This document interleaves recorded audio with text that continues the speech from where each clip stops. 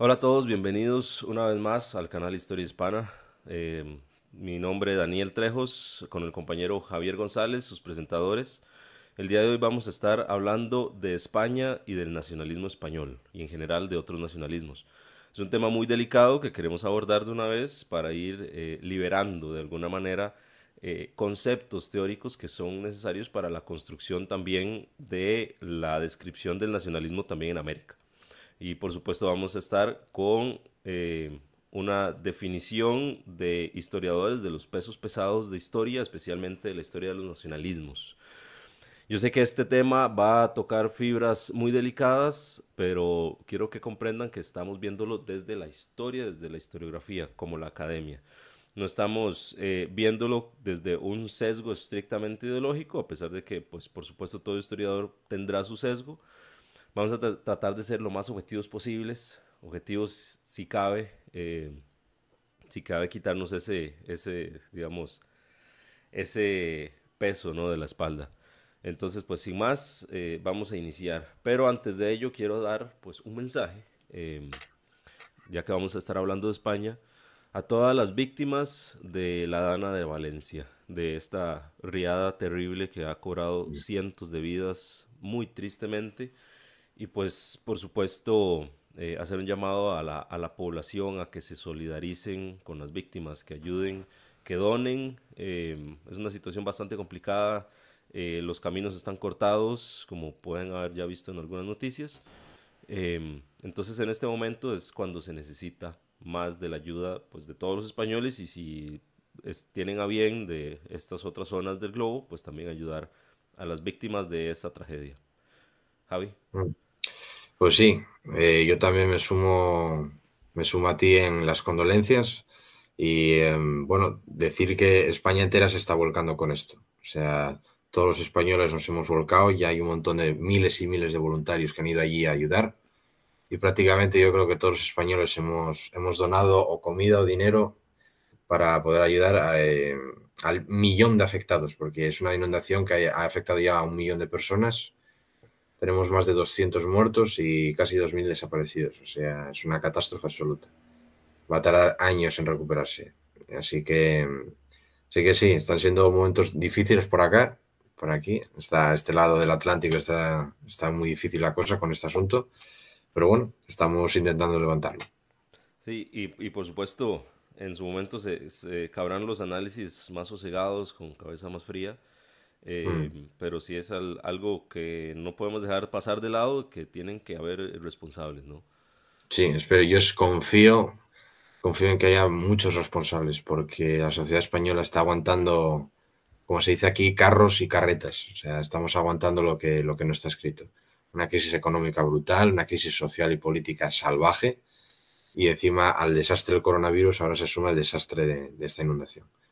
Ya hay mucha tensión social por culpa de este tipo de desastres. Hay un cabreo generalizado y ya ha habido una protesta muy gorda el otro día contra el presidente del gobierno y contra el rey, en uno de los pueblos afectados, donde la gente directamente atacó al presidente y al rey. Así que espero que haya una respuesta social grande.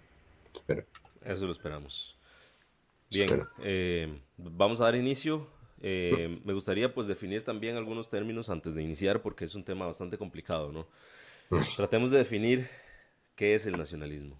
Javi, si quieres empezar vos. Bueno, pues básicamente el nacionalismo es... Mucha gente cree que es una ideología per se, pero yo creo que sería injusto decir que es una ideología. Bueno, una ideología, si nos ponemos finos, materialistas, una ideología es, digamos, una cosmovisión, si queremos, una cosmovisión que un grupo de seres humanos crea contra otros seres humanos, ¿no? Claro, decir que el nacionalismo es una ideología es simplificarlo demasiado, porque evidentemente el nacionalismo está construido contra otras comunidades, pero es un proceso muy complejo en el tiempo, ¿no? Yo el nacionalismo tendría que definirlo como un movimiento contemporáneo, evidentemente por ser resultado de las revoluciones liberales burguesas, pero sobre todo como una creación del capitalismo, una creación del liberalismo. Yo creo que el liberalismo y nacionalismo, aunque el liberalismo actualmente no sea del que hablamos en el siglo XIX, claro. Liberalismo y nacionalismo son dos cosas que van de la mano, obligatoriamente, en todos los casos. O sea, el liberalismo es el creador de la nación política. De la nación política. Esa es la vinculación más estrecha que tiene el nacionalismo tal y como lo entendemos hoy. El nacionalismo, digamos, es el campo abonado sobre el que crece la nación política. Sí, yo diría también eh, que nacen de la mano, es decir, no podemos entender el nacionalismo sin la Claro. nación, ¿verdad? Lo que acaba de decir Javi. La nación, el nacimiento de la nación es el nacimiento de la intención de la unidad política y la unidad nacional, ¿no? Vamos a explicar qué quiere decir esto.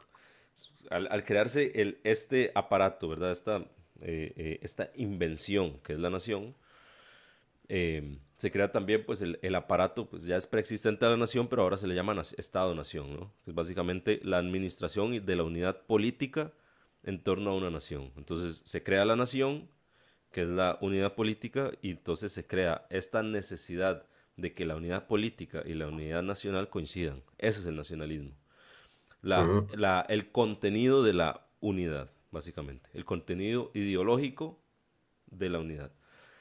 Entonces, pues aquí es donde entran los problemas para definir entonces qué es la nación. Muy bien, tenemos un Estado y ahora tenemos que crear la identidad que unifica las intenciones dentro del Estado. Aquí es donde empiezan a crearse diferentes tipos de nacionalismo. Vamos a verlo después, pero por mencionar algunos está el nacionalismo étnico, donde pues afirma que hay una etnia que debe estar unida a través del Estado. También hay nacionalismos cívicos, por ejemplo el francés, ¿no? Quien derrama sangre por Francia es francés. Eh, es lo que trae la Revolución Francesa. Nacionalismos etno-religiosos, por ahí vemos el caso de Polonia, es un caso paradigmático, donde no basta con ser polaco, hay que ser católico también para entrar dentro de esta cosmovisión de qué es un polaco, qué es lo que permite la nación polaca.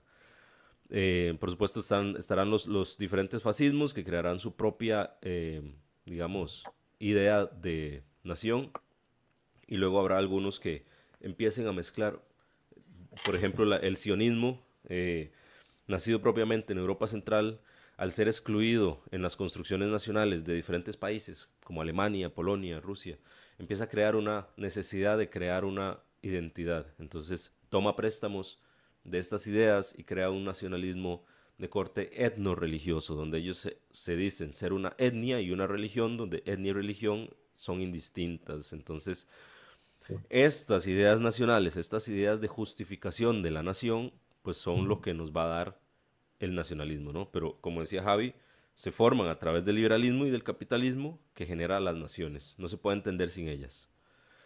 Eh, bueno, también por ahí vamos a estar citando a Anderson, algunos de los autores que vamos a estar trabajando, Hobsbawm, Anderson, Kamen, Juncos, son pues, bueno, también Gustavo Bueno, por ahí tiene algunas definiciones interesantes. Él habla del relato o el fenómeno simbólico, ¿no? Fenómeno cultural y simbólico, dice Anderson. Cuando él habla en su libro Comunidades Imaginadas, él está hablando de la nación como esta comunidad imaginada. Es necesario imaginarla. Y esto va a ser una coincidencia en prácticamente todos los autores, ¿no? Que hay una subjetividad de la nación. ¿Qué puedes decir respecto a la subjetividad, Javi? Bueno, que evidentemente que hay un componente ideológico fuerte, porque claro, cuando decimos, cuando hablamos de la unidad de la que tú estabas hablando, hay un factor importantísimo. Yo creo que es el concepto más importante a tener en cuenta ahora, ¿eh? Que es la cultura. Claro. La cultura es la columna vertebral del nacionalismo. Es uno de los, yo diría que es, vamos, el eje central sobre el que se mueve el nacionalismo. El nacionalismo lo que quiere, en el momento ese que se pretende una unidad, hace falta también una cultura que englobe a todas las personas que hay dentro del Estado. Y claro, ¿esto qué pasa? Que esto es realmente difícil, porque las sociedades que pasaron por las revoluciones liberales burguesas eran sociedades del antiguo régimen, donde la diversidad era inmensa. O sea, diversidad de idiomas, diversidad de costumbres, diversidad de, de leyes, fueros, de todo tipo de cosas. O sea, la diversidad del antiguo régimen es inmensa, gigante en Europa, en todos los lugares de Europa, precisamente porque no hay un Estado que homologue todo el territorio en cuanto a la cultura. Yo, por ejemplo, aquí en España, ¿no? En España, en ese sentido, ha sabido conservar bastante bien su diversidad porque no solo tenemos el español, tenemos también el gallego, tenemos el vasco, tenemos el catalán y tenemos el valenciano. Y eso son una prueba de todos los idiomas que se hablaban en los diferentes países de Europa durante el antiguo régimen. Entonces, claro, cuando llega el siglo XIX con las revoluciones liberales, el problema que tiene el nacionalismo, a partir de la Revolución Francesa especialmente, es que tiene que homologar todas estas costumbres de alguna manera. Tiene que imponer un idioma que sea común a toda la gente, tiene que crear una cultura que sea común a todos. Y eso es realmente difícil. Por cuanto hay idiomas regionales que solo se hablan en ciertas regiones. Hay partes, trazas de cultura que son propias de regiones o incluso ni siquiera eso, de localidades, de sitios muy, muy pequeños. Entonces, para poder homologarlo todo, hace falta también una psicología. Hace falta un elemento psicológico fuerte. Por cuanto tú tienes que sentir, que ese es el asunto, no ser, no solo eres ciudadano, porque ser ciudadano de la nación es un hecho, sino que tienes que sentir. Tienes que sentir que formas parte de algo con gente que no conoces. Entonces, yo, por ejemplo, soy de Asturias, una región del norte de España. Yo, por ejemplo, jamás he estado en Cataluña. Yo nunca he estado en Cataluña, ¿de acuerdo? Nunca la he visto, nunca he estado en persona allí. No hablo catalán, no conozco precisamente demasiado sus costumbres y demás. Pero el nacionalismo requiere de mí que yo tenga un sentimiento de unidad con una tierra que yo jamás he pisado, como es el caso de Cataluña. Entonces hace falta un elemento psicológico fuerte ahí. Y es un elemento psicológico que se tiene que reproducir, no imponer, pero sí reproducir desde la escuela, desde el gobierno también, pero desde la escuela, desde los discursos culturales, desde la universidad, desde las fiestas, desde las conmemoraciones y demás. Hace falta crear como una especie de memoria, una memoria colectiva que te haga participar de esa memoria, una memoria que te obliga a participar de una serie de celebraciones, una serie de ceremonias con gente que no conoces y de territorios en los que nunca has estado. Sí, eso es básicamente, eso bueno, también lo explica Anderson, es la creación de la cultura, ¿no? Lo que decías vos, de estos Mm. símbolos compartidos, las fiestas nacionales, la historia nacional, la creación de relatos nacionales. em, Mm. y es muy, muy interesante porque mucha gente va a buscar elementos objetivos siempre de la nación, Ujú. que por supuesto Claro, los pueden existir, no estoy diciendo que no. Lo que sucede es que el elemento objetivo de una nación no es suficiente nunca para justificar la existencia de la misma. Siempre se nunca. requiere de la subjetividad. O sea, la subjetividad es el elemento, digámoslo, crucial, necesario. Algunos eh, ejemplos que podríamos tratar, por ejemplo, el caso de Centroamérica. Algunos dirán, bueno, la lengua. Bueno, es que en Centroamérica somos seis Claro, naciones, Panamá, Costa Rica, Nicaragua, El Salvador, Honduras y Guatemala. Tenemos la misma lengua, básicamente. En algún momento ya fuimos una unidad política en la Federación Centroamericana. Tenemos historia común, tenemos lengua común, costumbres comunes. A ver, Centroamérica completa es del tamaño de España y estamos fraccionados en seis. Eh, Tenemos pues también pues, costumbres comunes, fiestas nacionales comunes. Celebramos la independencia, salvo Panamá, los demás lo celebramos el mismo día. Eh, claro, y eso no ha sido suficiente para conseguir una nación. De hecho, cada nación tiene su nacionalismo propio y su subjetividad propia. Y muchos se construyen a través de la diferencia con las naciones vecinas. Entonces, por supuesto, claro, para mí la diferencia entre algunos hondureños y algunos salvadoreños, especialmente si hablamos de las zonas fronterizas, es ninguna. Pero luego entre ellos la subjetividad los va a llevar a decir, no, es que yo como hondureño soy diferente a este salvadoreño que vive a escasos 5 kilómetros de mí por tal y tal cosa. Y eso es la claro, subjetividad. Luego tenemos naciones donde, por ejemplo, si nosotros nos vamos a la zona de Kamchatka en Rusia y luego agarramos a alguien de Chechenia y luego a alguien de Moscú, etnia diferente, lengua diferente, cultura diferente, historia diferente, religiones diferentes. Algunos eran musulmanes, otros animistas, otros eran ortodoxos. y todos se consideran rusos. Entonces ya vemos como las cuestiones objetivas no son suficientes para la construcción de una identidad nacional. Se requiere Claro. acudir a elementos subjetivos y unificadores, algo que unifique a todos bajo un Mm. solo esquema. Y ahí es donde, como decía Javi, entra el sistema educativo, entran las narrativas nacionales, por ejemplo, eh, algún pasado común donde todos tengamos esta idea, ¿no? de Mm. unidad. Por ejemplo, si yo quiero unificar a Cataluña con Andalucía y con el País Vasco, que son muy diferentes, pues voy a recurrir al momento donde éramos todos una sola cosa, donde éramos grandes, donde había Mm. una unidad real, y es donde vamos, y eso lo vamos a tratar de extrapolar como si fuéramos herederos directos de ese proceso histórico, ¿verdad? Así Sin es. rupturas, básicamente uniendo puntos para poder justificarlo. Claro, pero el problema es que conforme ha ido, la historia ya no es lo que era en el siglo XIX, la historia estaba al servicio del nacionalismo, ya no, en principio. Pero el problema es que lo que se pretende hacer con ese tipo de discurso histórico, que es más de memoria, no de historia, sino de memoria, realmente es realmente peligroso. ¿En qué sentido? Cuanto más atrás en el tiempo vayas, cuanto más te retrotraigas en el tiempo, más diferencias vas a ver entre comunidades, no más similitudes. Ese es el problema. Entonces realmente la construcción es una construcción ficticia, es una invención. Forma parte de un auténtico mito nacional. Y en el caso de España se puede decir que ha estado tradicionalmente bastante arraigado, como en todas las naciones. Todas las naciones ha estado de Europa occidental. En Hispanoamérica ha sido diferente, porque las naciones hispanoamericanas son mucho más recientes, ¿no? En el tiempo.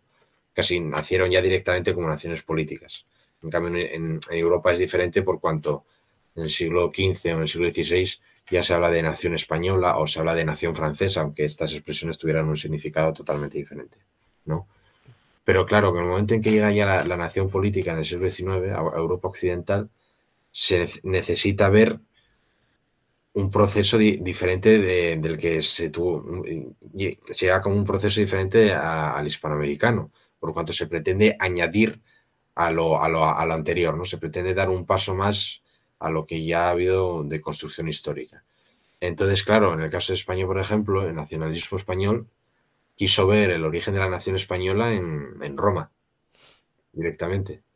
Y no es, aunque parezca una locura, porque lo es, no debería extrañarnos que esté tan arraigado, porque, por ejemplo, la que es ahora mismo la presidenta de la Comunidad de Madrid, para nuestros oyentes hispanoamericanos, eh, España está dividida desde hace 50 años, desde que empezó la democracia, en comunidades autónomas, ¿de acuerdo? Comunidades autónomas.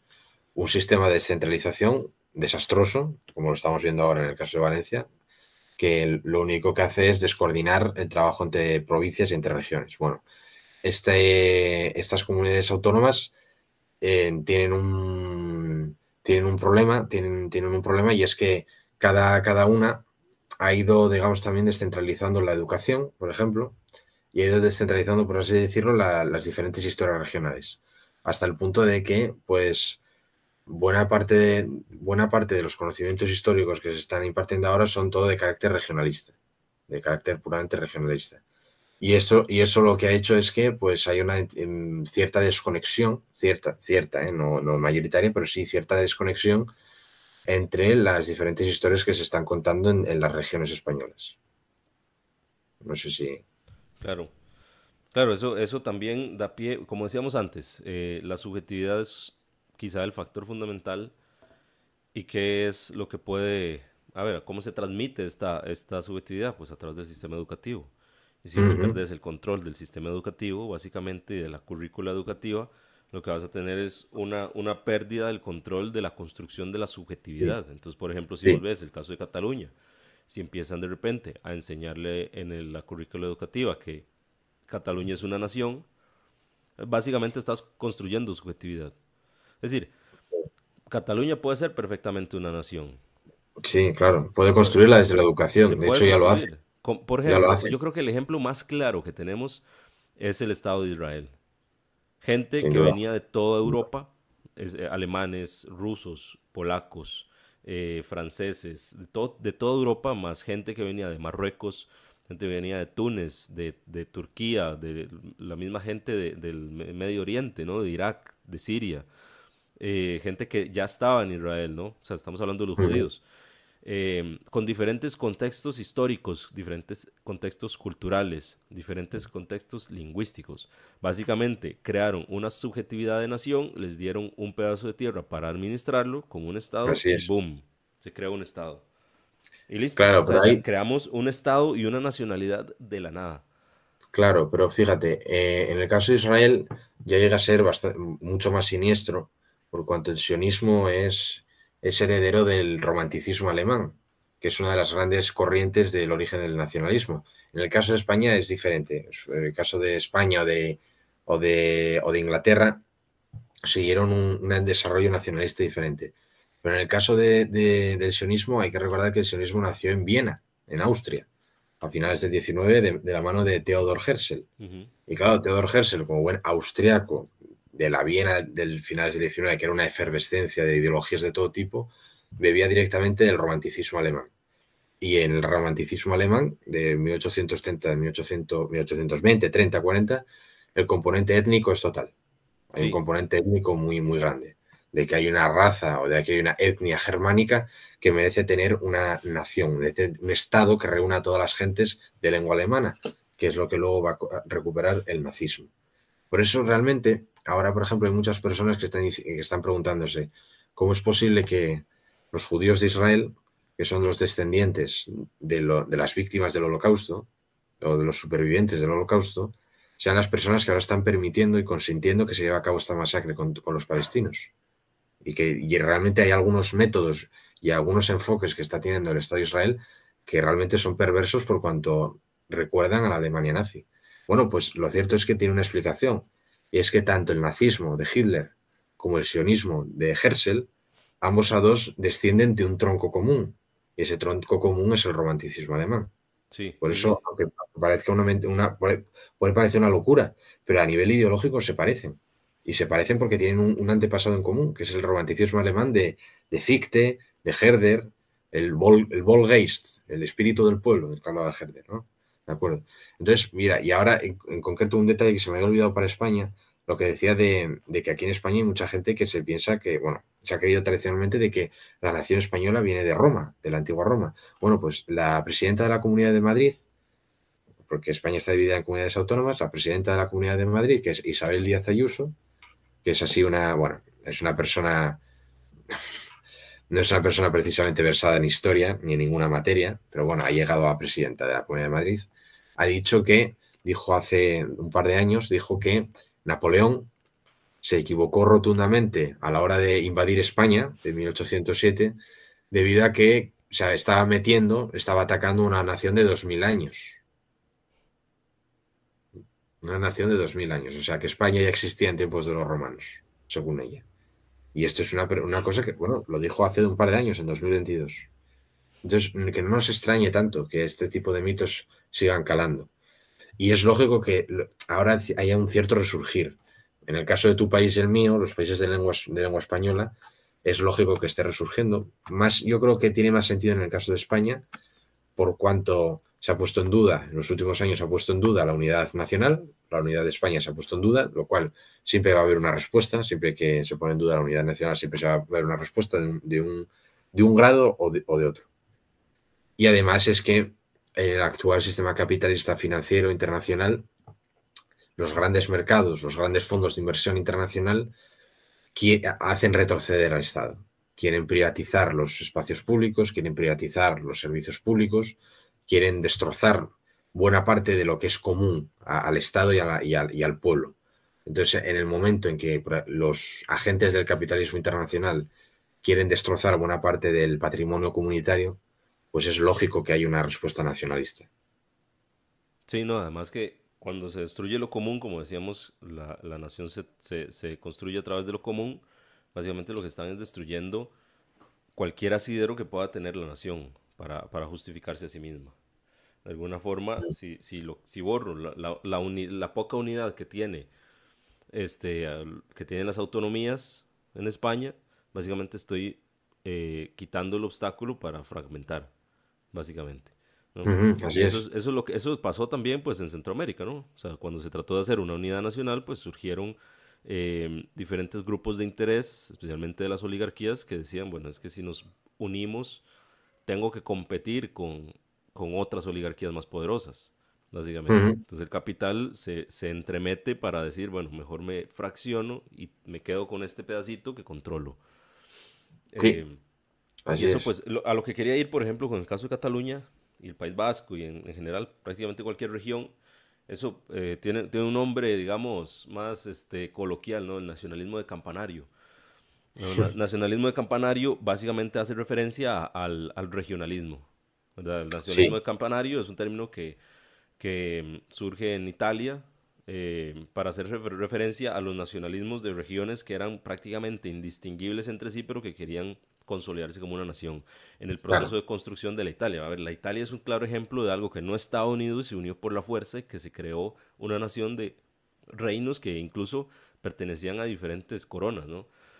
Por supuesto. Tenemos las dos Sicilias, por un lado, tenemos los estados papales, muchos controlados por Francia, o sea, tenemos una fragmentación total que de repente se unifica y hay que crear una lengua común y una identidad subjetiva común.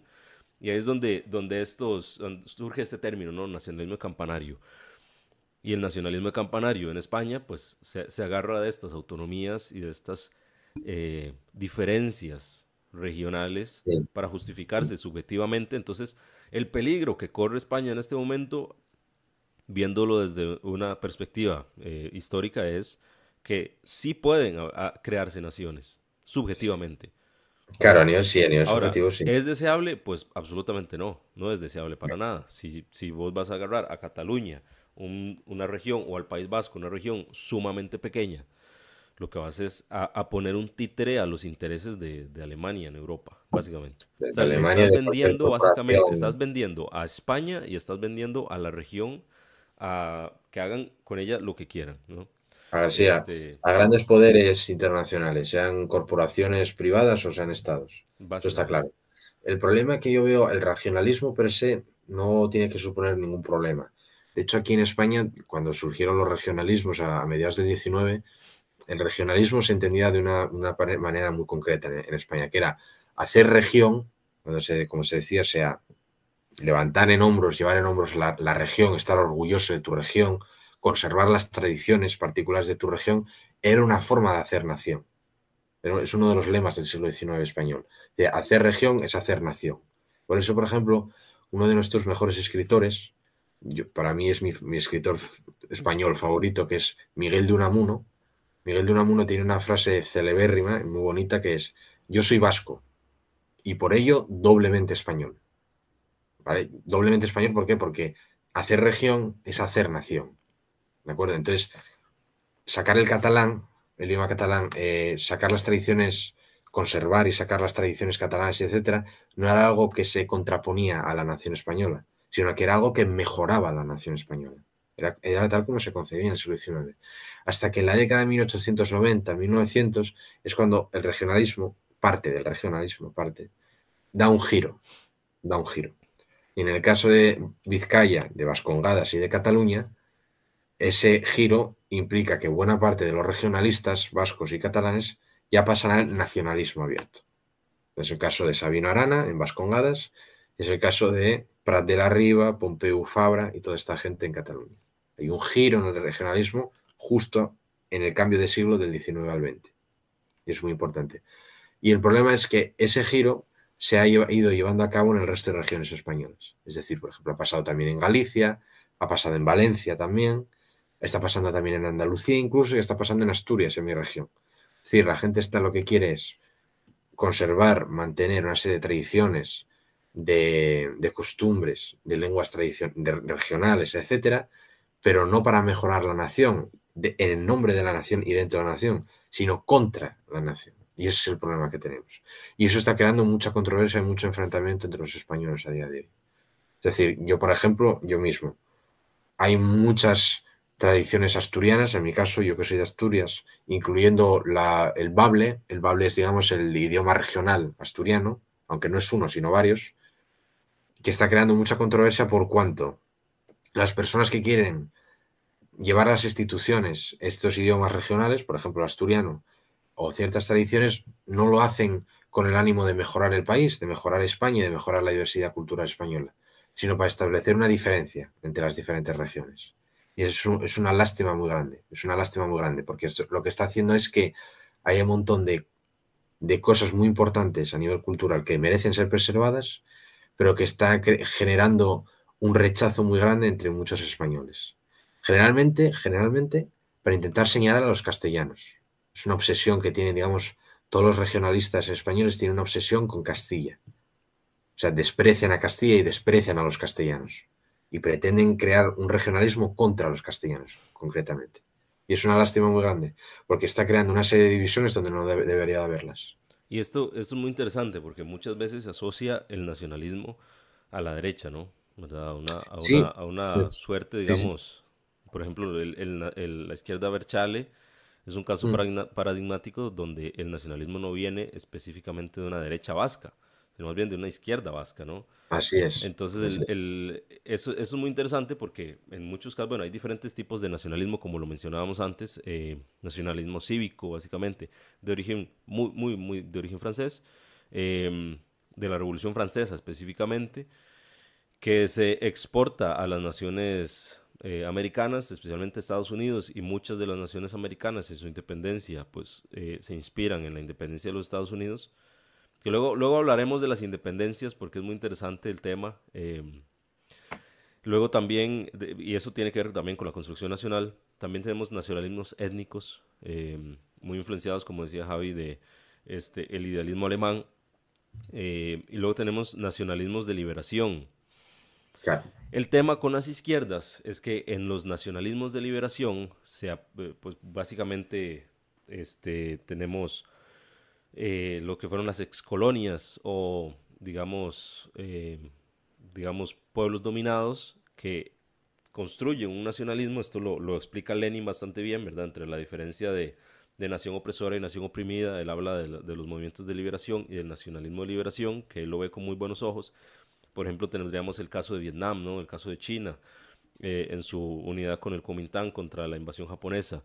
Tenemos construcciones nacionales en toda África y América Latina que se basan en sus procesos de liberación. El problema es que luego tenemos naciones que no surgieron desde una opresión colonial como España, donde las izquierdas indefinidas de alguna manera copian esta idea de nacionalismo de liberación y lo extrapolan erradamente a sus propias regiones.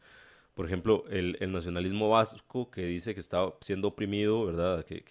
¿Cómo es que dicen? Que España es una cárcel de pueblos, ¿verdad? Así es. Poniéndose en una condición como si ellos fueran, Un pueblo. Sí. exacto, como si ellos fueran un pueblo oprimido por Madrid, una cosa así. Por el Eh, Imperio Español. Sí. claro, como si fueran una colonia, ¿no? Sí, sí. Como Así si es. ellos fueran Cabo Verde portugués, ¿verdad? O Nigeria británica, una cosa así.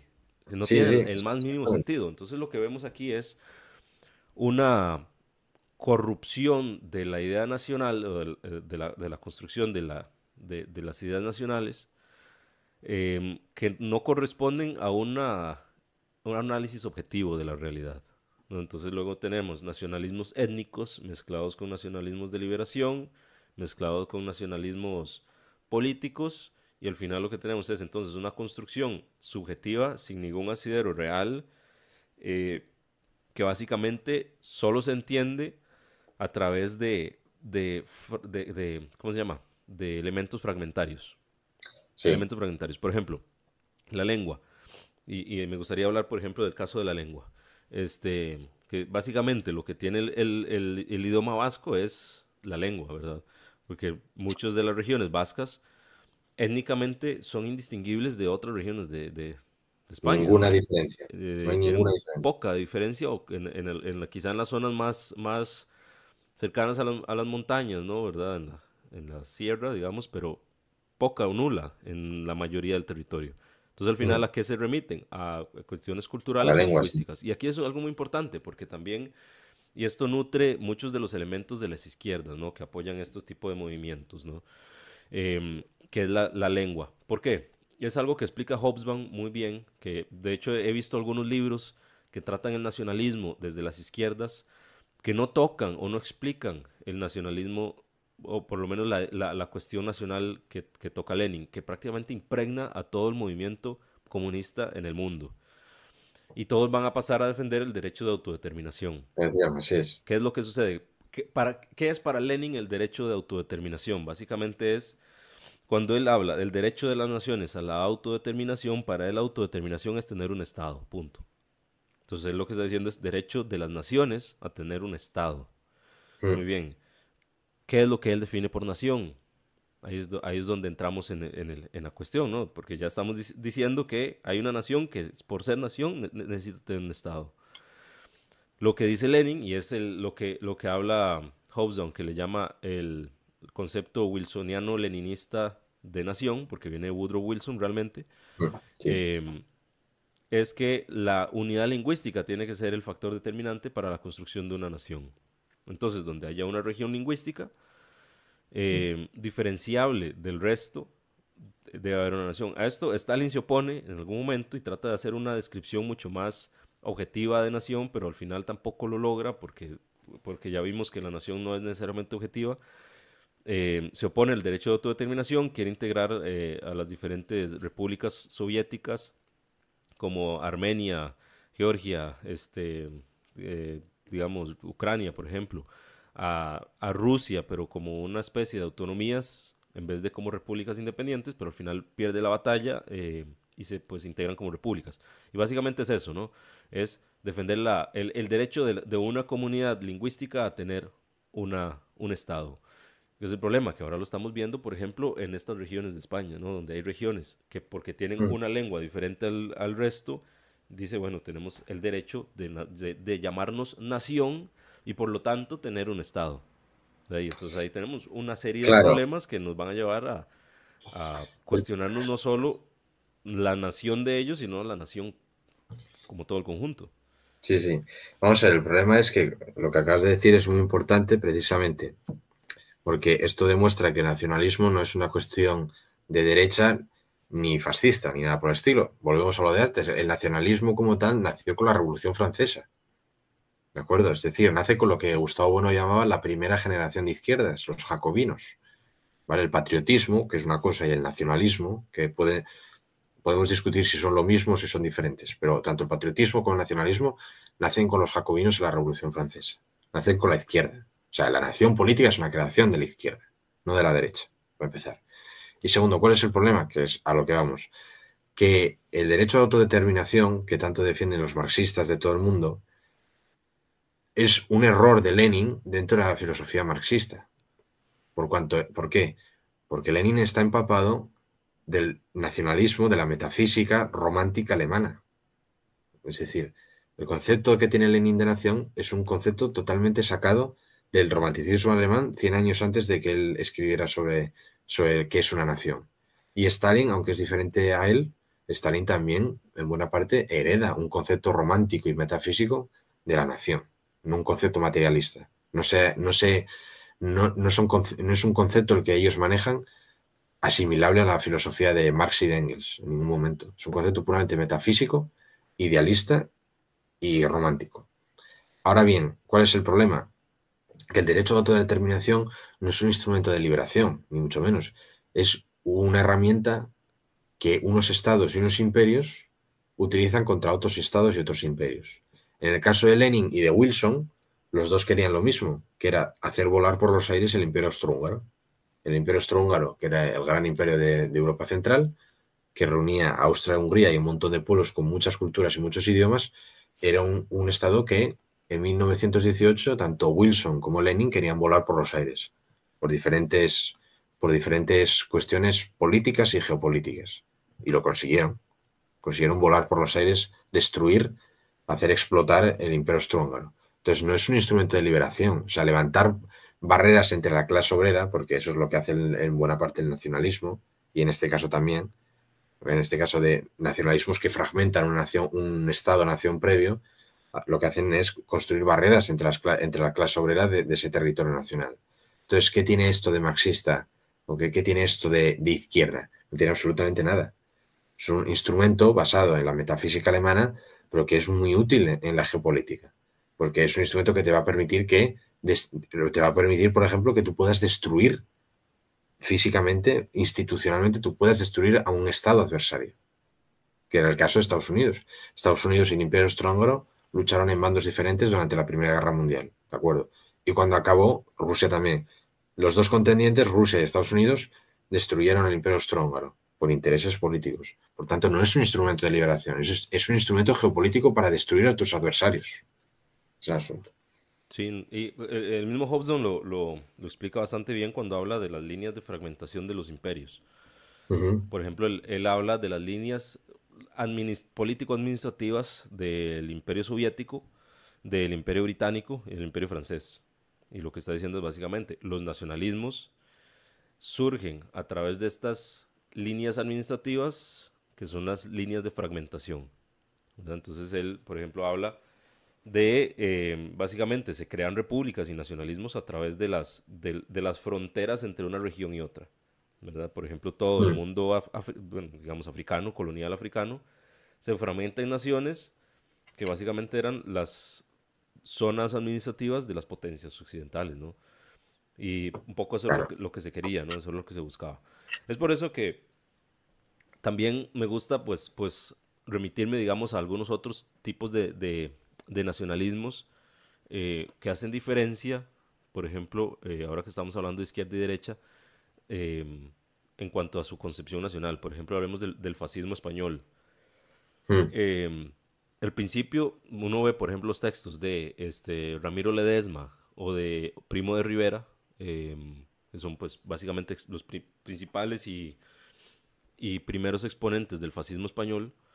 Tienen unos textos muy interesantes donde dicen que la nación española no es étnica, sino cultural e histórica. Mm. Y entonces ellos dicen que hay españoles de los dos lados del Atlántico, que dentro de España hay diferentes tipos de españoles, que básicamente la unidad no tiene que ser a través de la etnia, la religión o bueno, la religión sí, de alguna manera, porque son católicos, ¿no? O la lengua más bien, sino que tiene que ser a través de elementos culturales, entre ellos la religión. ¿Qué es lo que sucede?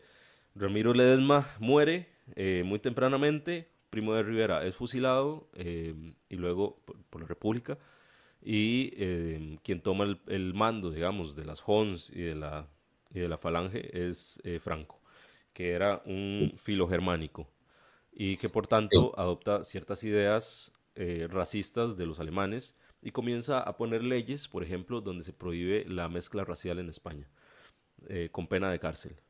Eh, si dos personas de diferentes razas, llámese una persona negra y una persona blanca, se casan, hay pena de cárcel.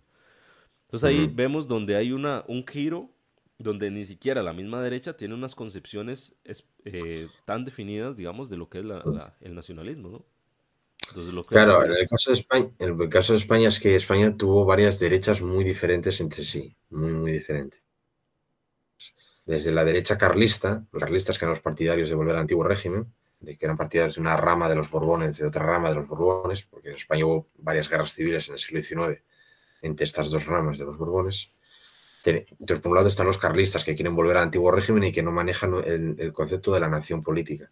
Para ellos la nación política es un invento de los liberales, por tanto ellos reniegan. Luego está la falange, evidentemente. La falange española pues maneja un concepto más fascista, si se quiere, de la nación.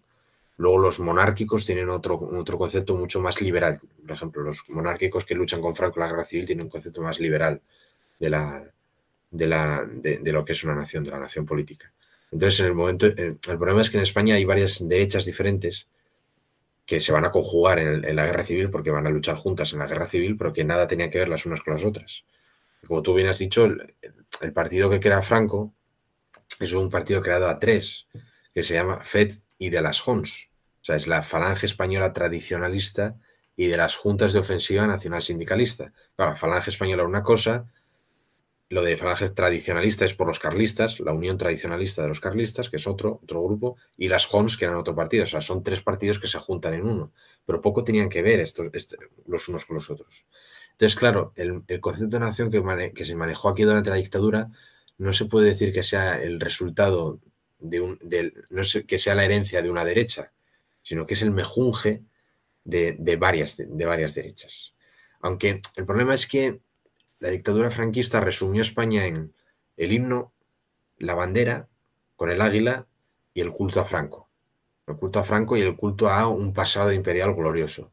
Pero lo cierto es que es muy difícil, realmente es difícil saber a qué tipo de nación hacía referencia la dictadura franquista. Es realmente difícil.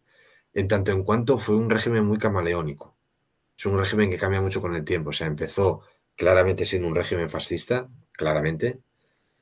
Con la derrota de Hitler y Mussolini está claro que la situación es insostenible y pasamos a una autarquía con ciertas connotaciones fascistas, pero que se están abandonando. Luego, en los años 60 se pasa una liberalización después de la apertura con Estados Unidos, la llegada del Opus Dei al gobierno, etcétera. Y luego, en los 70 realmente vemos una sociedad, salvo en cuestiones políticas, muy liberal. Una sociedad liberal muy homologada a lo que era Europa occidental en los años 70. Entonces, un régimen tan camaleónico que se tuvo que adaptar a las circunstancias internacionales que escapaban a su control, es realmente difícil saber o realmente dilucidar qué tipo de concepto nacional tenía el régimen per se. Porque las diferentes familias, como se ha llamado, los diferentes grupos que componían el régimen, tienen un concepto de España diferente. Está claro una cosa, lo que está claro es que tanto José Antonio como Franco, como Ramiro Ledesma, como todos, que todas estas familias de la derecha todas estas derechas españolas, tienen en común la añoranza por la España imperial. Ellos tienen una obsesión con el pasado imperial español y quieren restaurar la gloria imperial española. Eso está claro. Pero a partir de ahí hay conceptos muy diferentes. Muy, muy diferentes y hay connotaciones muy diferentes. Es una connotación. En el caso de Falange, yo creo que hay una expresión de José Antonio Primo de Rivera que resume cuál era el concepto que la Falange tenía de España, que es que, según José Antonio, España era unidad de destino en lo universal. Fíjate qué expresión tan metafísica. Unidad de destino en lo universal. Es decir, que España es un proyecto a escala mundial, gracias al imperio, y que es una unidad, porque esta unidad, o sea, es una unidad de destino. Es decir, que tiene un destino por delante que cumplir, tiene una misión histórica, una misión divina que cumplir. Fíjate qué concepción tan metafísica. Me recuerda a la concepción que tenía Felipe II del imperio. Mm. Es Sí, claro. esta idea del imperio católico antes de la venida de Cristo, ¿no? Que Claro.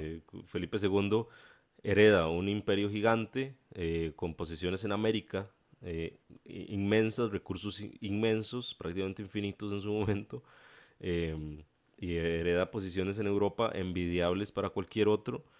Entonces, pues claro, él tiene una idea de que él debe ser el emperador que rija el mundo siendo católico antes de la llegada de Cristo, que está pronta a venir, ¿no? Mm. Entonces, Claro, es una idea muy, muy metafísica, ¿no? Pero me parece que tienen algunas claro. similitudes. Evidentemente, porque tanto carlistas como falangistas, con esa obsesión que tienen por el Imperio Español, lo que pretenden es resucitar también los conceptos ideológicos y religiosos que habían estado presentes en el Imperio Español en diferentes épocas. Entonces, claro, por ejemplo, en el caso de los carlistas, hay un intelectual carlista muy, muy interesante que se llama Vázquez de Mella. Vázquez de Mella es muy poco leído ahora, o sea, es un personaje, tuvo mucha importancia a finales del 19 y principios del 20 en España, pero ahora prácticamente no le lee nadie. Pero Vázquez de Mella propuso directamente reunificar el Imperio Español e invadir Estados Unidos. Lo propuso a principios del siglo XX. Y José Antonio Primo de Rivera, en sus diferentes artículos y discursos, pues siempre abogó por la unión de los pueblos hispanos y por crear incluso él llega a decir de la necesidad de crear unas fuerzas armadas de la hispanidad. Fuerzas armadas de la hispanidad. Entonces, evidentemente, en el momento en que tú tienes en mente ese proyecto de reunificación, ya no digamos de alianzas, directamente de reunificación, tú necesitas resucitar parte de los conceptos metafísicos del imperio. Y claro, eso sumado a que eran católicos convencidos, tanto Vázquez de Mella o José Antonio eran católicos, vamos, cerrados, pues claro, evidentemente ellos hacen una especie de plagio, una especie de plagio nacionalista de los conceptos religiosos de la España del siglo de oro. Y vos dirías, analizando ya un poco más el nacionalismo actual, ¿verdad? O las perspectivas tal vez que transcurran en la derecha, hablemos, no sé, de algún partido que suene bastante, que por lo menos acá se asocia muchísimo a esta derecha fascista que es Vox, que para mí no es ni fascista ni nada, pero a la izquierda probablemente le gusta decir que lo es. Sí. Este tipo de nacionalismo o los nacionalismos que surgen en las izquierdas actualmente, ¿por qué, digamos, líneas discursivas dirías vos que transcurren? Uf, es difícil responder, es muy difícil responder esa pregunta. Porque yo veo mucho de, tal vez, digamos, eh, de los hispanistas, que hay hispanistas en izquierda y derecha, y es incluso en muchos grupos, tal vez que está uno metido, uno ve gente aquí, digamos, en mi país, eh, que te hacen referencias a la falange española en cada conversación. Sí, Y claro, luego hay gente de izquierda, ¿verdad?, que también te hace unas referencias extrañísimas al Imperio Español. Eh, entonces yo digo, bueno, no, qué extraño debe ser, ¿verdad? ¿No? Digamos, el nacionalismo español, nacionalismo hispano o panhispano o iberófono, como queramos llamarlo, que tienen necesariamente que transcurrir, como decíamos antes, a través de la subjetividad del mundo en el cual compartimos una unidad, ¿no?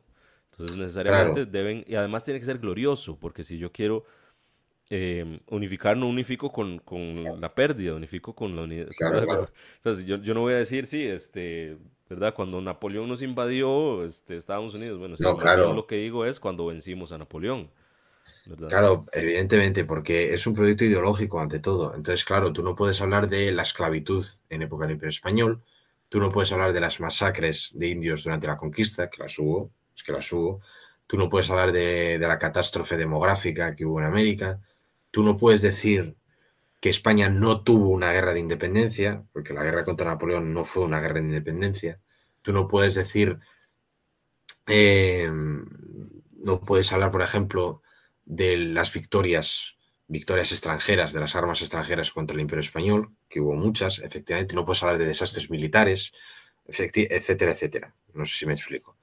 Entonces, claro, en el momento es interesante lo que apuntas, que vale para el nacionalismo español o para el hispanismo, ahora que lo llaman así, porque para mí el hispanismo es otra cosa, pero bueno, el hispanismo en el caso del nacionalismo español o en el caso del nacionalismo catalán o vasco o gallego, el que sea, o el de los nacionalismos hispanoamericanos, que también, el que sea.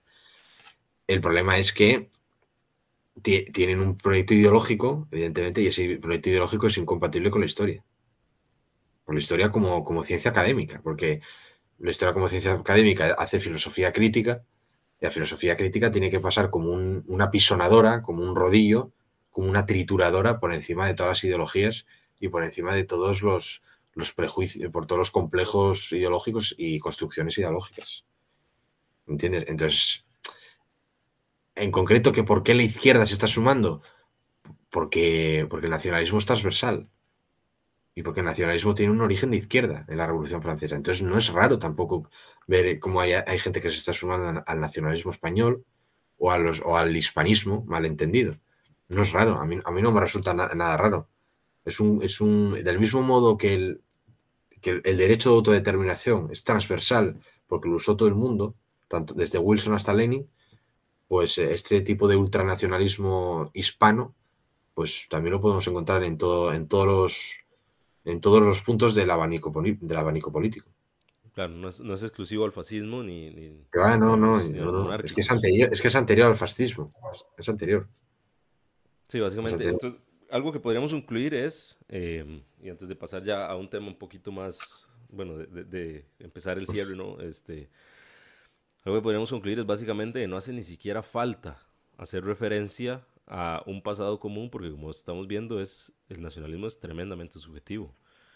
Claro, es Entonces, que, es que no además, hace falta hacer ni siquiera referencia al Imperio Español para sentirse identificado a través de la nación. claro, evidentemente, quiero decir, el imperialismo, los imperialismos europeos han tejido conexiones a lo largo del mundo que ya no se pueden disolver. Eso está más que claro. Es decir, que tú y yo hablemos español hoy a ambos lados del Atlántico es una conexión que ya no se va a perder, como mucho dentro de siglos. Las conexiones pueden ser culturales, económicas o políticas, las que queramos, pero han hecho, digamos, una red, un tejido completo de relaciones, de unas u otras, ¿de acuerdo? Pero son relaciones que ya no se pueden disolver, eso está claro. Ahora bien, una cosa es eso, que es innegable en todo el globo, en todo el planeta, y otra cosa es hablar de pasado en común. Es decir, las relaciones, cuando tú hablamos de una relación, tenemos que hablar de relaciones presentes, las relaciones que están ahora mismo, ya sea un idioma compartido, como tú y yo, o ya sea con una relación de subordinación económica, como es el caso de los países pobres a los países ricos, que también es una relación. ¿De acuerdo? Sea cual sea, las relaciones tenemos que hablar de relaciones presentes. Eso es muy importante. Pero cuando estamos hablando de pasado, que ya no presente, pero pasado en común, ¿qué es un pasado en común? Mi familia es de Asturias. Yo soy de Asturias, mis padres, mis abuelos, mis bisabuelos, mis tatarabuelos eran de aquí. Yo nunca he estado en América. Yo no comparto prácticamente nada con las culturas indígenas americanas. Por no decir nada con las culturas indígenas americanas. Entonces, ¿qué pasado en común? ¿A qué pasado en común se refiere? Ese es el problema. No hay un pasado, hay muchos pasados diferentes. Entonces, cuando cualquiera nacionalista que haga referencia al pasado en común, ¿pero a cuál de ellos? ¿A qué nos estamos refiriendo con pasado en común? ¿Qué queremos exaltar y qué queremos ocultar? ¿A qué se refieren? En Asturias, donde yo vivo, en Oviedo, no hay bailes indígenas americanos. Y del mismo modo, aquí hay varios instrumentos musicales tradicionales en Asturias que no se encuentran en América. Entonces, ¿qué hacemos con todas esas variedades culturales que vienen de antes, vienen de hace siglos? ¿Es un pasado en común? Lo dudo. Ese es el problema que tenemos. ¿Qué significa tener un pasado en común? ¿A qué se refieren con esa expresión? Claro. ¿Entiendes? Ahora, pasemos a España, ¿no? Más bien regresemos a España, ¿no? Em, Hablemos de entonces de la justificación nacional de España. Porque lo mismo que acabas de decir aplica en el caso de Asturias con América, como aplica de Asturias con Murcia, por ejemplo, ¿no? Claro, Entonces, por ejemplo, Gustavo Bueno y también Álvarez Juncos mencionan que España nace como nación en las Cortes de Cádiz, ¿no? Gustavo Bueno dice que España nace en la Constitución de Cádiz de entre los reinos medievales, así lo dice, ¿no? España nace de entre de entre los reinos reinos medievales medievales. como nación con las Cortes de Cádiz. Antes de eso no se puede hablar de nación española, ¿no? Eso dice él. Y aquí, bueno, hay que distinguir entre varios términos. Por ahí en algún momento Marcelo Gullo hablaba, ¿verdad?, de la nación en términos romanos. No me sirve tanto porque la natio en términos romanos Claro, aplica únicamente para la región donde se nace, claro, pero no coincide necesariamente con el etnos griego. claro. Sí, sí, desde El luego. etnos griego habla de un pueblo independientemente de donde nace. Por ejemplo, para los griegos, los fenicios y los cartagos eran diferentes, eran el mismo etnos, pero entre ellos no se veían como el mismo pueblo. Etnos sería tal vez pueblo, ¿no? Pero la natio es la región, independientemente de tu origen cultural, étnico, lingüístico. Si habías nacido en la Galia, si eras romano, tu natio era la Galia, no Roma. Este, ¿Verdad? Una pensión itálica. Entonces, recurrir a ciertos conceptos antiguos no nos sirve tanto, ¿no? Hay que hablar, si vamos a hablar de naciones y nacionalismos, hay que hablar de los términos propiamente Además, nacidos de la nación y nacionalismo. Entonces, la claro, nación española, hablando de nación, no del término medieval, ¿verdad? Identitario de la construcción medieval de España, que ya podemos leer, por ejemplo, a Bernal Díaz del Castillo, si no me equivoco, menciona españoles y España más de 200 veces en sus textos. Lo que pasa es que él habla de españoles y España independientemente del origen de estas personas. Hay griegos o italianos o portugueses a los que él se refiere como españoles, claro, porque claro. están bajo la bandera, ¿no?, de lo que él considera España. Entonces, para explicar un poco más, entonces, ¿cuándo empieza España a ser nación? Para ver qué nos puedes decir vos.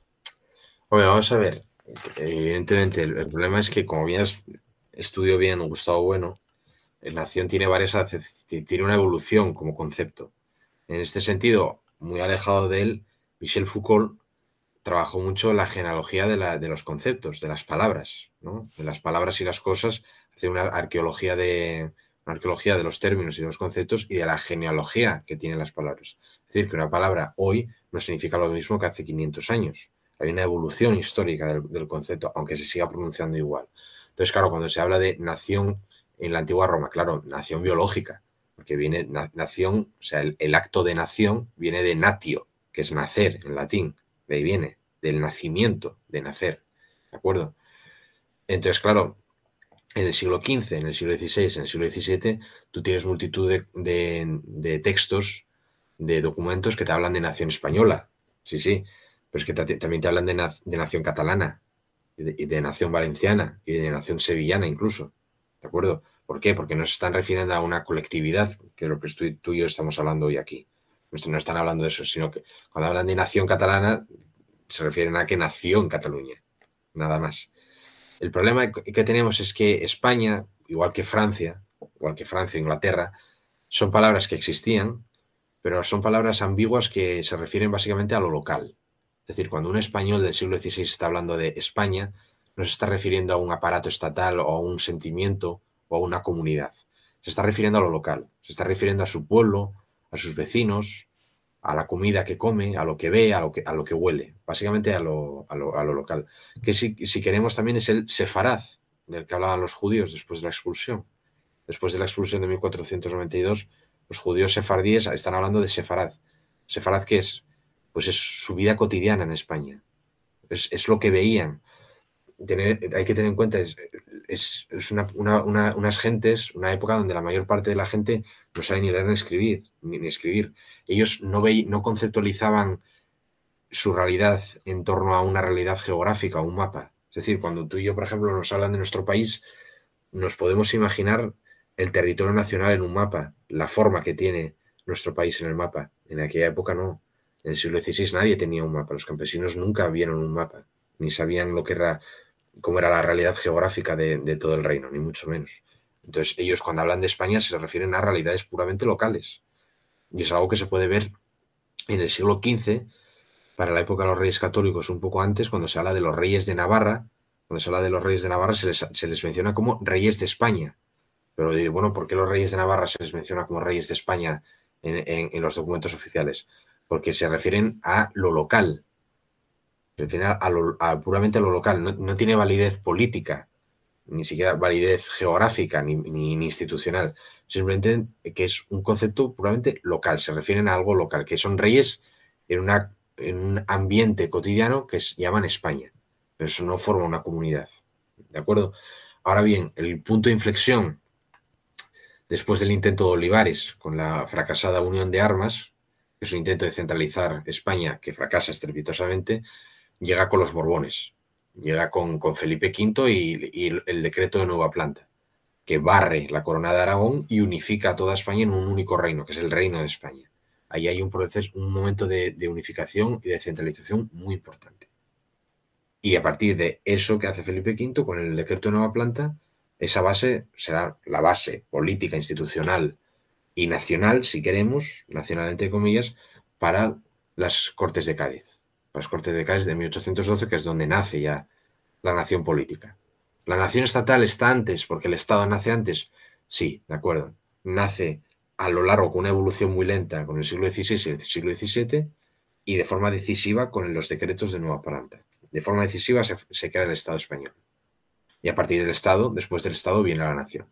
Porque la nación siempre va después del Estado, no antes del Estado. ¿De acuerdo? Entonces es cuando ya llega las Cortes de Cádiz. Ahora bien, la nación política como tal va a tardar unos años en implantarse, porque Fernando VII destruyó la Constitución de Cádiz 2 veces. Hubo varios intentos por imponerla. Entonces la nación política como tal no triunfa hasta el levantamiento liberal, la Revolución Liberal de 1836, cuando ya se obliga a la reina regente, a María Cristina a la regente María Cristina, a jurar la Constitución de Cádiz, Y ya es cuando el liberalismo y el nacionalismo español triunfan a nivel institucional, en 1836. O sea, que no llevamos ni 200 años de nación española política. ¿Y qué dirías vos de la identificación que se hace de España con el Imperio Español? Hay una identificación, muchas veces se dice, ¿no?, que América no era de España, sino que era España, ¿verdad? Claro, claro, hay una diferencia sustancial cuando estamos hablando ya de nación, ¿no? Porque España y las naciones americanas nacen en conjunto con la división, ¿no? La fragmentación Sí. recurre a los nacionalismos. Entonces, podríamos decir que todos éramos imperio español, pero podríamos decir que todos éramos España o que España era imperio español. Bueno, vamos a ver, el problema de esto es que a pesar de que la expresión imperio español ya existía en la época, eh, no se llamaba a sí mismo así. Hay algunos autores del siglo XVII, o finales del XVI, que hablan de imperio español, pero es una expresión que prácticamente nadie usaba. El nombre es la monarquía. Es como cuando se habla, o sea, los documentos oficiales que pasan por las manos del rey, el nombre oficial de esa superestructura, de ese gran imperio es la monarquía. Ya sea la monarquía universal o la monarquía católica. Siempre hablan de la monarquía, ¿de acuerdo? Entonces, cuando hablan de que todos éramos España, no es que fuesen España, es que eran la monarquía. Eran parte de una monarquía muy grande, inmensa, pero es una monarquía. Punto. Y eso es algo que se puede ver incluso en las monedas, ¿no? Cuando se dice rey de España e Indias. ¿Vale? Si es rey de España y de Indias es porque España es una cosa y las Indias es otra. Pero que las dos, todo ello junto, forman una monarquía, en singular, que engloba todo. Pero claro, eso es muy problemático porque eso es una monarquía del antiguo régimen. Entonces, reivindicar una monarquía del antiguo régimen en el siglo XXI es imposible. Es totalmente imposible. España tiene un problema serio con lo que acabas de decir, que es identificarse con el Imperio Español. Probablemente España sea la única nación de Europa Occidental que tiene su día nacional en un hecho que no tuvo lugar dentro del territorio nacional, sino fuera, que es el descubrimiento de América, el 12 de octubre, que es el Día de la Hispanidad, la fiesta nacional de España. Y eso es un problema, eso es un problema, porque no ocurre en otros países de Europa. Por ejemplo, los franceses, su día nacional es el 14 de julio por la toma de la Bastilla. Es decir, un hecho contemporáneo, muy cercano en el tiempo, que tuvo lugar en su capital, en París, en la capital de Francia. Vale. Pero en el caso de España, intentar poner la fiesta nacional al otro lado del Atlántico, en un territorio que ya no pertenece a la nación española, o sí pertenece en algún momento, pero que no pertenece a la nación española y que no tiene relación política con la nación española, crea un conflicto ya cultural, crea un conflicto de identidad. Ese conflicto, yo creo que si pusiésemos el Día Nacional de España el 2 de mayo, el día del alzamiento de Madrid contra Napoleón, el 2 de mayo, ese problema de identidad España no lo tendría. Si pusiésemos, si los acontecimientos que tenemos como símbolos de la nación fuesen acontecimientos ocurridos en el territorio nacional actual, no tendríamos una crisis de identidad. Pero al intentar vincular la identidad nacional con un pasado imperial que ya desapareció hace 200 años, desapareció antes de que naciera la nación política, que ese es el asunto, es que ese pasado imperial desapareció antes de que la nación política triunfara, en 1836, pues crea un problema de identidad muy grande. Y hay mucho error con respecto a esto, porque hay mucha gente que se piensa de que, por ejemplo, cuando se perdieron Cuba, Puerto Rico y Filipinas, en 1898, hay mucha gente que piensa que hubo una crisis de identidad muy grande en España, y es falso. La crisis de identidad la tuvieron los intelectuales, los políticos, los escritores tuvieron una crisis de identidad. Los españoles no. La sociedad española en general reaccionó con la más absoluta indiferencia ante la pérdida de Cuba y Filipinas. A los españoles les dio igual, absolutamente igual, que se perdieran los territorios en América. Interesante, ¿Entiendes? interesante. Entonces, hablando, digamos, cómo podemos hacer para entender mejor lo que hoy es España, ¿no? Mm. O sea, ya entendiendo el origen del nacionalismo. Aquí no estamos juzgando el nacionalismo, realmente. Claro, claro, claro. Aquí estamos tratando de explicar el fenómeno del nacionalismo. Sabemos que el nacionalismo es un fenómeno de la modernidad. Es básicamente, o sea, hay que convivir con el nacionalismo. Básicamente, en Sí, tanto tengamos estados-nación, hay nacionalismo porque hay una necesidad de justificar el estado-nación, pero hay justificaciones que pueden ser más, digámoslo así, más lesivas con algunos grupos, ¿no? Em, o más, o tal vez más incongruentes con con el futuro en muchos casos. Por ejemplo, mm, si el caso de la monarquía española actualmente. Si nosotros hablamos de la monarquía española, para América es un punto divisorio. Si nosotros quisiéramos eventualmente unificar la hispanidad, mm. la monarquía es un obstáculo absoluto, Claro, porque total, nosotros nos construimos en oposición a la monarquía, ¿no? claro. Entonces la identidad nacional de América pasa a través de la república directamente. Entonces nación y república vienen de la mano, entonces no Ya. podemos tomar a la monarquía, ¿no? Entonces, si se quisiera hacer una unidad, pues la monarquía, ¿qué hacemos con la monarquía? Pero para España, en muchos casos, la monarquía es España, porque es el único Claro. punto de referencia de la unidad de España en este momento. ¿Qué se hace con eso? Para algunos nacionalistas españoles sí, claro. Claro, para algunos sí, porque tú ten en cuenta de que el nacionalismo español desde el siglo XIX ha intentado poner la monarquía en los visigodos. Ha intentado crear una especie de continuidad histórica ficticia, ¿no?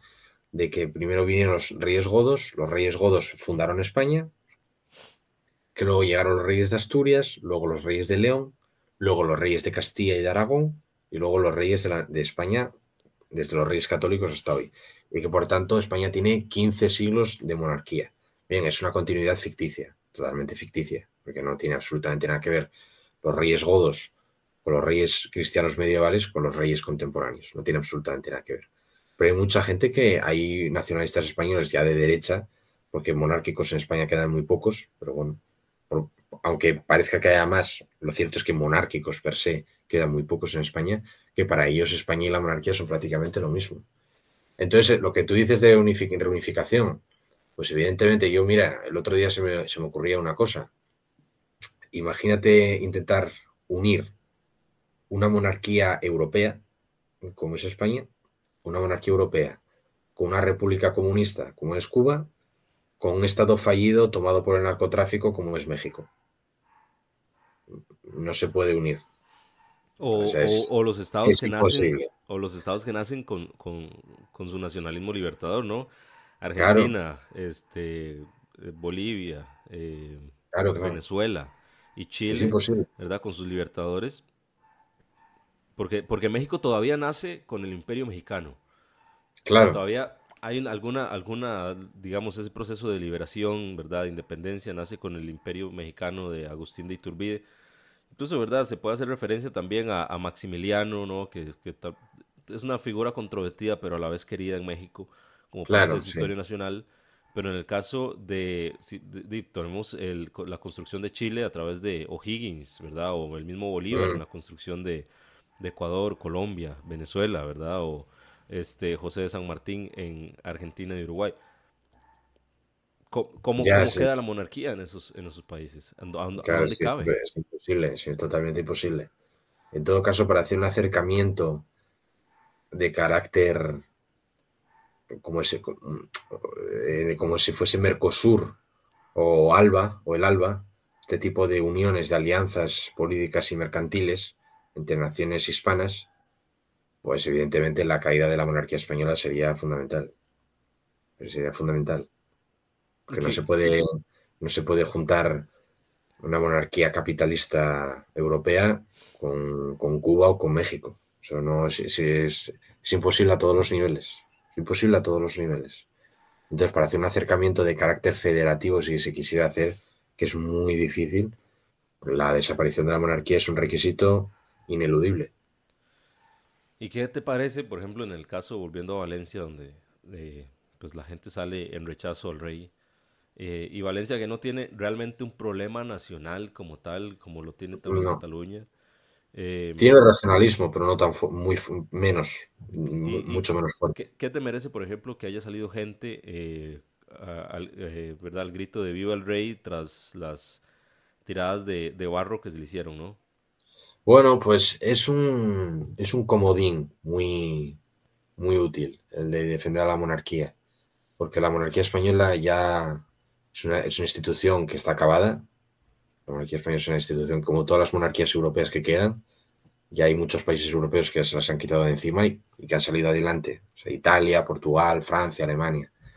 España va a tener que dar ese paso, igual que han dado otras naciones europeas. España va a tener que dar ese paso tarde o temprano. Y es una institución que está acabada.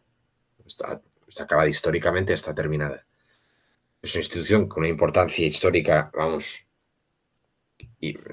indiscutible, la importancia histórica para el desarrollo del Estado y de la nación es indiscutible, pero es una institución que está acabada a todos los niveles, porque ya no es una figura meramente protocolaria, solo responde al protocolo y a que la jefatura del Estado sea simplemente un nido de protocolo. Entonces es una institución que contó siempre con poco cariño de los españoles. No lo digo por los independentismos, sino gran parte de los patriotas españoles desde el siglo XIX hasta hoy han sido republicanos.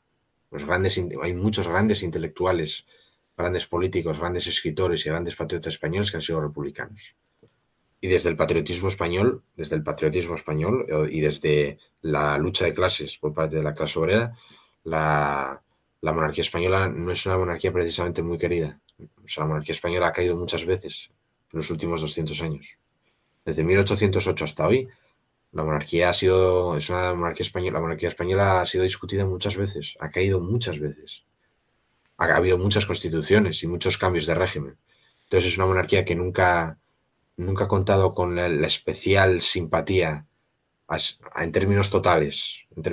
No ha contado con la simpatía de los españoles a nivel histórico y actualmente menos. Es decir, es una familia que responde únicamente al protocolo de Estado, que no aporta nada ni a la sociedad, ni al Estado, ni a la nación, y que buena parte de la gente lo considera como una institución inútil. Es decir, si tú preguntas a la mayor parte de los españoles, te dirán que es una institución inútil. La respuesta más habitual suele ser esa. O sea, nunca ha contado con el cariño especial de los españoles y ahora menos. Y hablando un poco, para ir cerrando, sobre el futuro de España, ¿no? El futuro de España como nación, ¿cómo lo ves vos ante diferentes perspectivas? Ante la monarquía, ante los nacionalismos. ¿Es posible que los nacionalismos empiecen a menguar si no existiera monarquía? ¿Es posible que incluso se refuercen al no existir elemento unificador, entre comillas? ¿Cómo lo verías vos? Porque para mí España, a ver, España desde acá no se ve, no se imagina fraccionada. De hecho Ya, si a mí me lógico. pusieran el mejor caso, o sea, Mm. el mejor escenario para España sería la unificación con Portugal, Ya, ¿verdad? sí, sí. Toda la península unida y Sí, tomen ojalá. también ¿no? El peñón de Gibraltar, que se lo quiten a A mí los también me gustaría. británicos, porque tienen que irse de ahí cuanto antes. Ya, Ese sí. A sería mí también me para mí sería el mejor caso, ¿no? Sin monarquía, toda la península unificada Sí. y Gibraltar español. Pero siendo un poco más realistas no en el sentido de la realeza, sino en el otro sentido, ¿cómo lo ves Sí. vos, el futuro de España? Como Bueno, vamos a ver. nación, España además. está en una encrucijada como todos los países de Europa, sean monarquías o repúblicas, debido al resquebrajamiento, si queremos, al resquebrajamiento del poder de Estados Unidos y de Occidente en el mundo, que se está empezando a venir abajo. Ya lleva unos cuantos años en tela de juicio. El poder omnipresente de Estados Unidos y de la OTAN en el mundo está quedando en entredicho. Y algunos países de Europa Occidental van camino del subdesarrollo. España es uno de ellos, desgraciadamente. Mientras algunos países, Brasil, la India, China, van camino del desarrollo y de consolidarse como potencias económicas donde cada vez la gente vive mejor, España está, como otras naciones europeas, está haciendo el proceso inverso. En España cada vez se vive peor. En España cada vez las cosas son más caras, cada vez se cobra menos, cada vez hay menos casas, cada vez los ricos son más ricos y cada vez los pobres son más pobres. una degradación institucional inmensa, una destrucción de la educación, de la sanidad, como nunca jamás la habíamos visto, una división social brutal y un país que va camino de subdesarrollo. Ese es el panorama actual. O sea, es lo que ya tenemos. A partir de esto, yo creo que los nacionalismos regionales lo tienen muy difícil. Sinceramente, yo creo que nunca lo van a conseguir. O sea, no porque yo no quiera, sino por la realidad de las cosas. El nacionalismo vasco, el catalán, no creo que vayan a conseguir ahora lo que ya no consiguieron. Lo dudo muchísimo. Lo dudo muchísimo. Porque no ha seguido una evolución como en otros casos. En otros casos.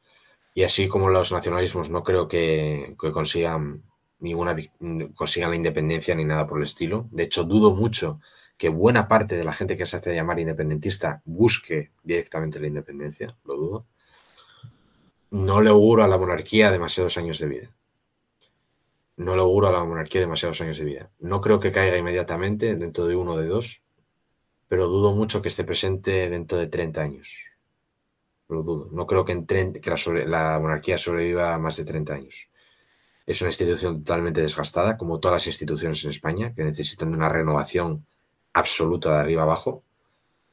Es una institución que no cuenta con el cariño de los españoles, por mucho que dé buena imagen. Es una institución que actualmente da muy buena imagen, pero que no cuenta con el cariño especial.